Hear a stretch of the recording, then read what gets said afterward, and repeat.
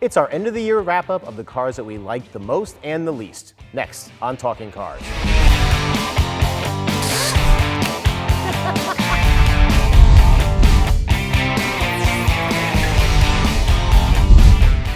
Hi everybody and welcome to Talking Cars with Consumer Reports. Sitting in for Tom Mutchler, I'm John Lincoat. I'm Mike Monticello. I'm Michelle Naranjo.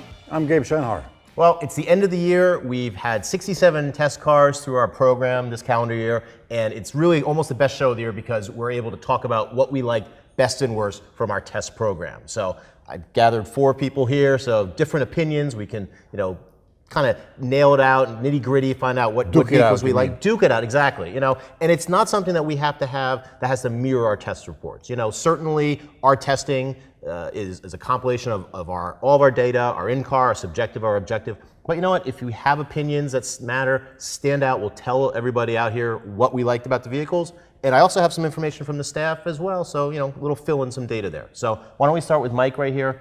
What was your favorite car of our test program this year? Well, I'm going to give a 3-pronged answer, if I'm allowed to. Okay, sure. As far as just like a car to drive every day, the Audi A4 really stood out for me. Certainly. It has almost nothing wrong with it.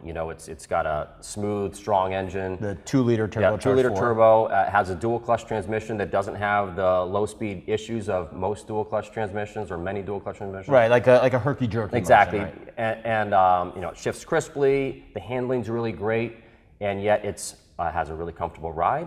It's very quiet inside, so there's just... It's pretty roomy as well. I mean, it's grown over the years. It's just does everything right. But that's a car to drive every day.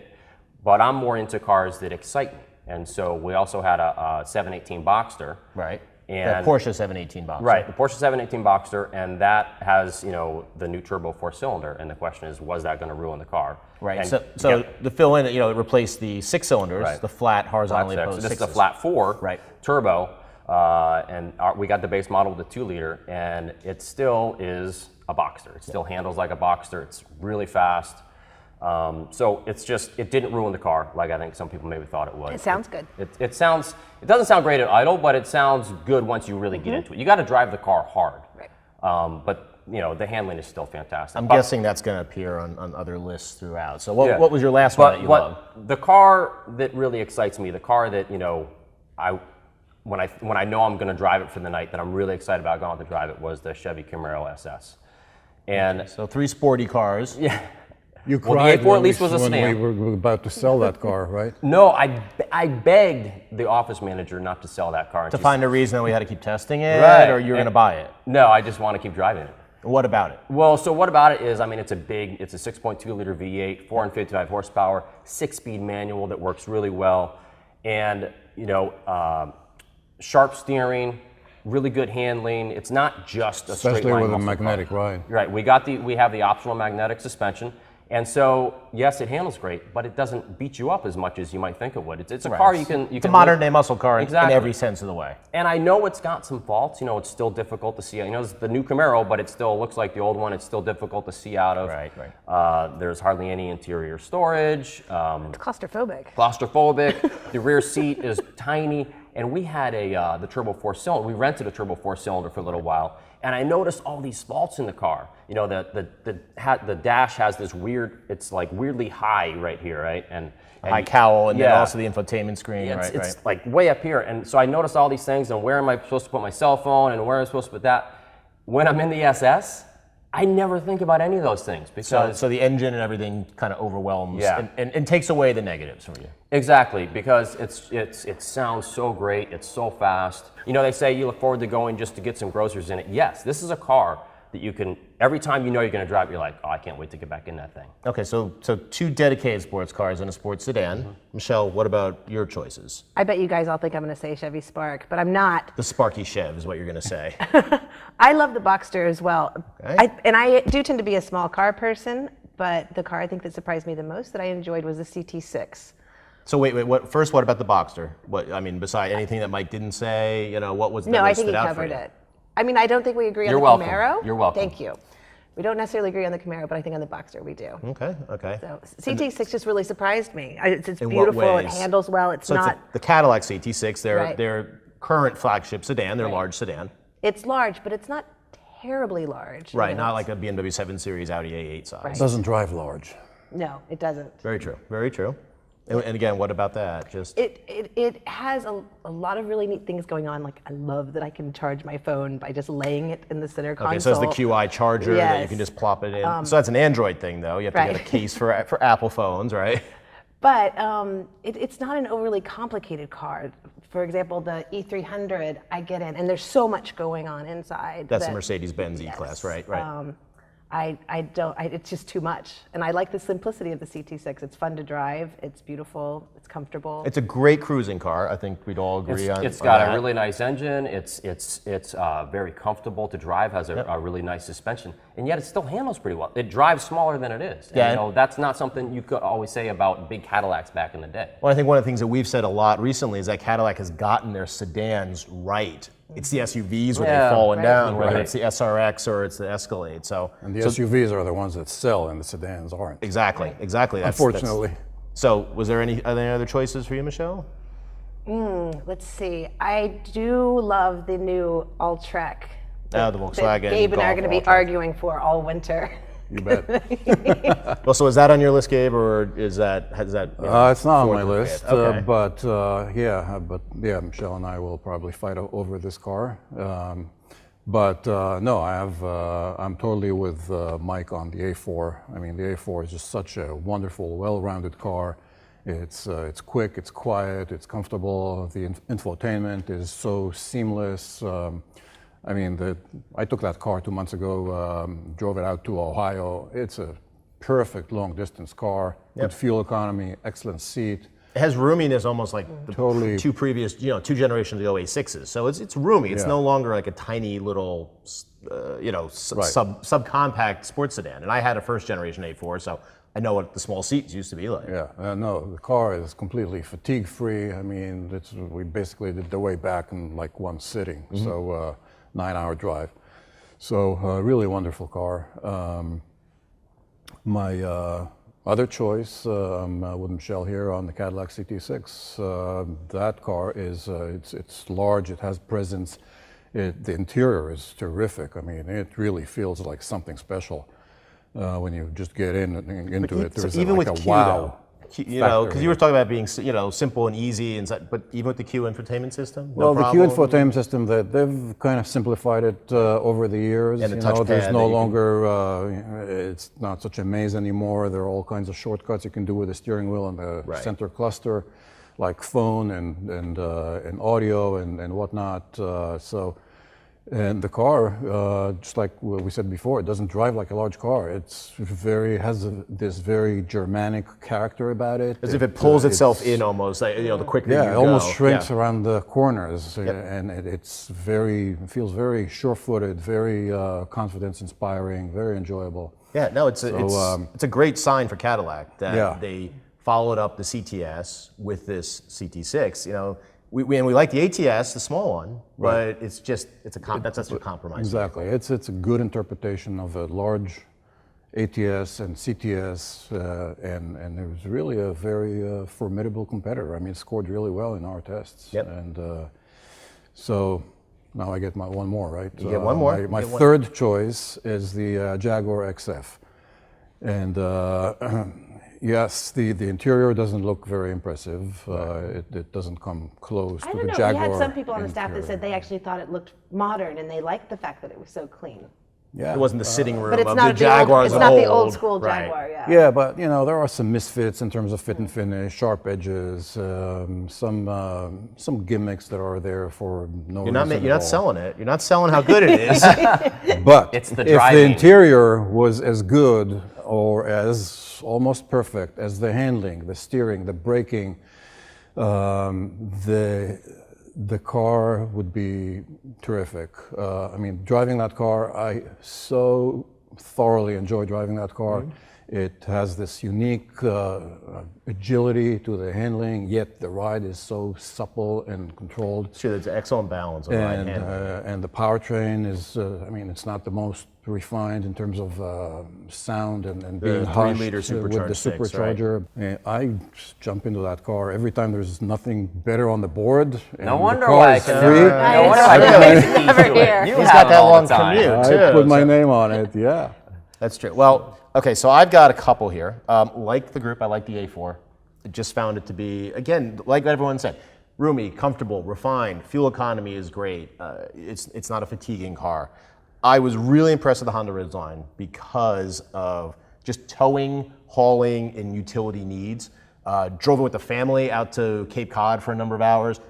Easy. Aside from the rear doors that don't open really wide enough that the kids had a little bit of a struggle getting in, aside from that, great vehicle. Drives like a pilot. You would never know when you're towing behind it. I mean, sure, 5,000 pound tow rating. I understand that. It's not a super trucky truck, but you don't need super trucky truck for 95% of the time for most people. Yes, there's certainly people who are going to tow a ton. But you know what? Pulling a couple snowblowers behind a trailer, no idea that they were back there. It was composed. I really like the Ridgeline. And the cargo, you can open it up and put your purse in there. You could the back thing, you know, you could fill that up. You could No, not in the center console. In the center console. Yeah, but that's John's a- talking about the I love the cargo hold in the bed. In the bed, It's great, lockable. That's really neat. There's a lot of neat things on that. There's There's like a lot of very smart neat features. things on that truck. I mean, the dual action tailgate. Right, you can open like a door or you could drop it down. Yeah, and it rides like a luxury car. It's quiet. I Yep. mean, there's no truck that feels as civilized as the Ridgeline. When we were driving it around our test track, you like you said, you really think you're in the pilot. You would never realize there's a pickup bed behind you. You know, you Right. just don't even think about it. You Right. just think you're in It's- basically a car. You know, aside from the fact that, you know, if you have a lot of goods, you know, you have to, oh, do you need a cap? Do you need a cover to use it on a day-to-day basis if you have 4 people? Fine, but that's a typical pickup truck conundrum. Exactly. You know, I think the Ridgeline is something that, finally that it looks more squared off and trucky, more people should take a look at it versus going for some kind of on-sale F-150 or Chevy Silverado. I really impressed with Lincoln MKX this year. I'm not a fan all the time of Ford seats, but these seats are impressive to me. And it drove really nicely, very nice and refined. I've found that I recommend it to a lot of people who consider like a Lexus or, you know, an Lexus RX or other cars in that area. People should take a look at the Lincoln. I mean, I found myself taking the keys to that quite a lot. I mean, it has really nice 2.7. Ours had the 2.7 liter EcoBoost turbo. Right, the the V6, V6. and it's got plenty of power, nice transmission, really good handling, decent ride. You know, considering the big wheels. And there's good space inside. It just feels luxurious. It feels like it's well made. Exactly. And it's just a nice driving vehicle. all right, so what we'll do is we'll move now to the worst cars that we had, and it could be a big list, but let's try to keep it a little short and sweet. So, Mike, since you let us off, Why what do you I think? always go first? Oh, you went first with the good stuff. Now You let us off, let us down. Okay. Well, maybe I'll steal some of your picks. So, I mean, for me, the obvious easy choice would be the Smart 4.2. Improved over the last version, but still kind of not a great car. I mean, you know, it's loud and it's slow and it has a harsh ride. right. And yet, Small engine mounted sm- in the back. Yeah, and yet it only gets 36 miles per gallon overall in our testing. For such a tiny car, you'd think it would get a lot better than that. you And know? it's not the cheapest car out there. You know, No. you're not paying a Yeah, if it was 12 subcompact grand, price. you'd be like, okay, fine. You Right. know, I'm paying nothing to get a little above nothing. right. know? You could get better cars in that price Yeah, point. I mean, it's just But it's $18,000. yeah, exactly. And premium fuel. Fuel on boot to boot. yeah. So there's just not a lot of great things about that. But for me, the car that I think maybe surprised me the most that I disliked was the Ford Focus with the 1 liter 3-cylinder turbo. Okay. And because that thing, the engine's kind of gruff and gravelly, and it gets the same fuel economy as the 2-liter Focus, 29 miles per gallon. 2-liter 4-cylinder. And yet it's a lot slower, 0 to 60 in like 11 seconds. And then there's the fact that, okay, the other Focus has the power shift, you know, dual clutch transmission, which is not great. Again, more of that low speed, herky-jerkiness. right, like the This sequential. right? Sure, The 1 liter 3-cylinder turbo, you think, okay, well, it's got a more traditional 6-speed automatic transmission. And it still has some shifting issues as well. It doesn't shift very smoothly. It holds, it takes the revs up really high, maybe to make do for the fact that the engine doesn't have much power. It only has 120 horsepower. So you add all that up, and there's almost no reason. There basically is no reason to get the 1 liter 3-cylinder over the regular 2 liter. They cost the same. Yeah. So there's just no. Why would you buy it? There's no reason. Maybe spreading the engine across the lines, they can get into some more vehicles coming down the road.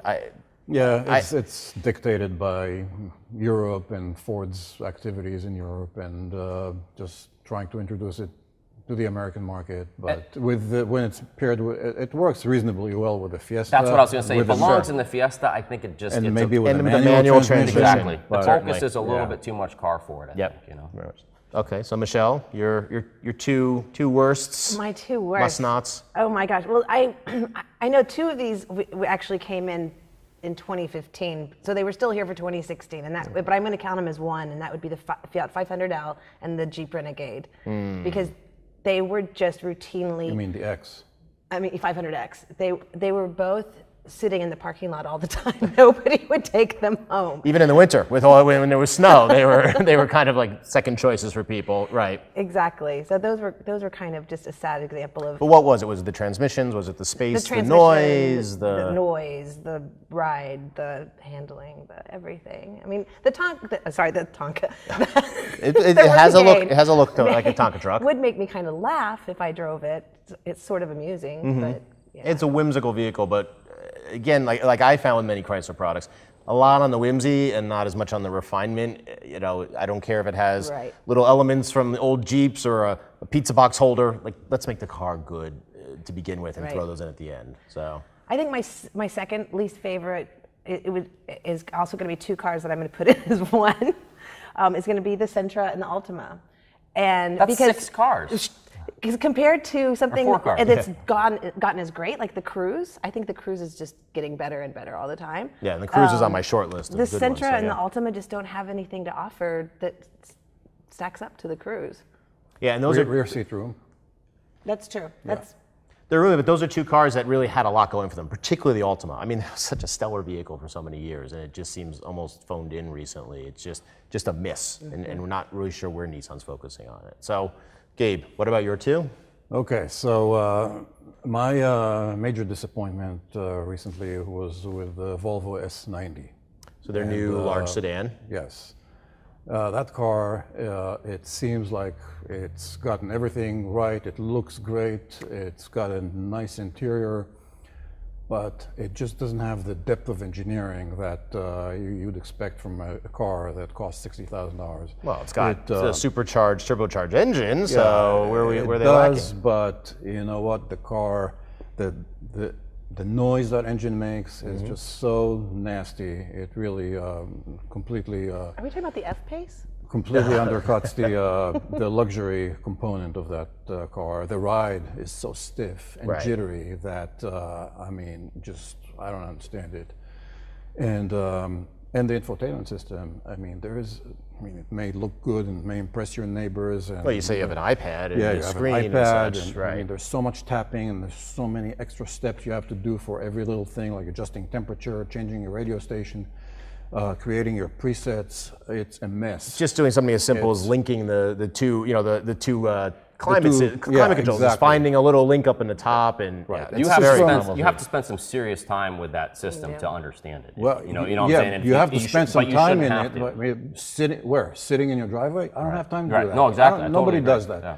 So, and that comes from the car company that's associated with safety. So, giving you so much distraction and so much reason to get your eyes off the road and hands off the wheel is just not cool. And it's a vehicle that's good looking, and it has a beautiful interior. You can really have a nice package inside. And following the XC90, which was a disappointment to us, particularly reliability, Volvo has a lot going for it, the looks department, but they're falling short in those qualities, the ride, the handling, noise. That's the funny thing, because you look inside the car initially, and it looks beautiful, and the seats look really comfortable. You think this is going to be just a nice plush car going down the road, and the seats are really comfortable, but the ride is not. So you just have these offsetting, things that doesn't make sense with the car. You think it's going to be one way, and it turns out it's another. Doesn't know what it wants to be almost. Yeah, I didn't find the engine and drivetrain quite as coarse as Gabe thought.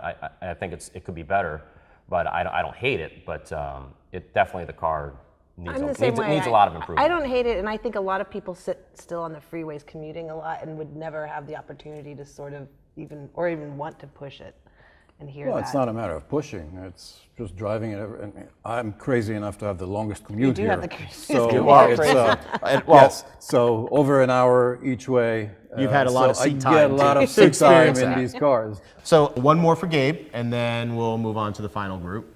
Okay, so yeah, the Cadillac XT5. That's we get the that's been a SUV from major Cadillac. disappointment for me.